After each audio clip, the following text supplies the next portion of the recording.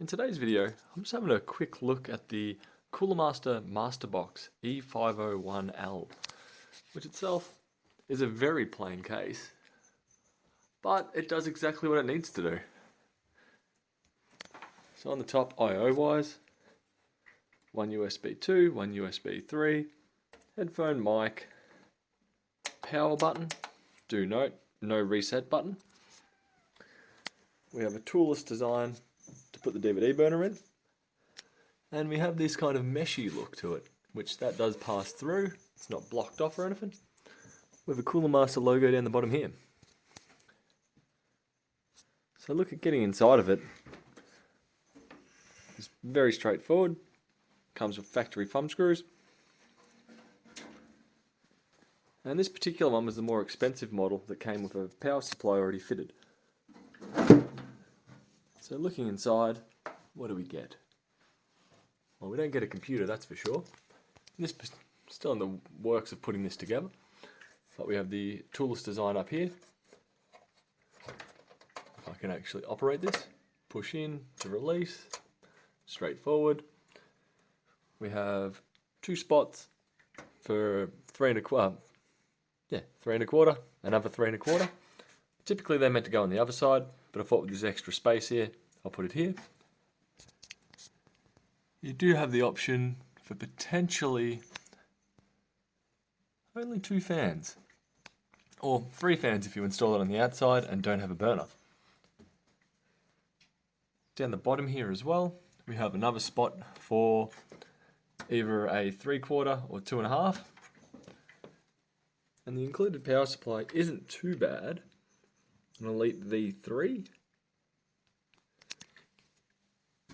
I will get into that shortly. Looking on the back, it's pretty darn similar to most other machines. Single top fan, power supply at the bottom. And then we'll pop through to the other side, which, as you'll see, gives us ample space. So here's where we're meant to be putting the 3 1/4. 1, 2. Then this did confuse me over here a bit earlier, with the rubber tabs to push in here, which I thought they'd push through the other side like that. But my concern was the motherboard riser right here, which is basically in line with the hard drive. And it took me a little bit of figuring out to get it, until it all of a sudden clicked. Put the risers on here, move the cords out of the way, and they push into the rubber grommets that you put in. This is a lot harder one-handed, but you get the point. Align and push,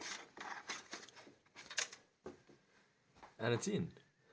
So in theory, unless you're physically pulling it out, it should just stay there.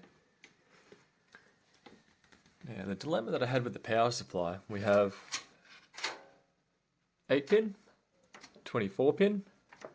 We only have 3 mole axes on a single cable, or 3 SATAs on a single cable. And then we have 2 Molex powers on another cable, and then a single 8-pin PCIe. So I find it a bit sparse in this particular instance, purely for the fact that I'm wanting to run 3 drives. If the SSD could go here, if there was a cutout here, similar to these over here, I wouldn't have an issue running a single power lead. But in this instance, I have to use a splitter to be able to connect everything I want up. But overall, the case is very plain, very large, ample room, plenty of upgradability to it. So, for a cheap case with power supply, it's not too bad. It doesn't have any RGB bling, but this particular one wasn't going for that. So yeah. That is the Coolermaster Masterbox E501L. Bye.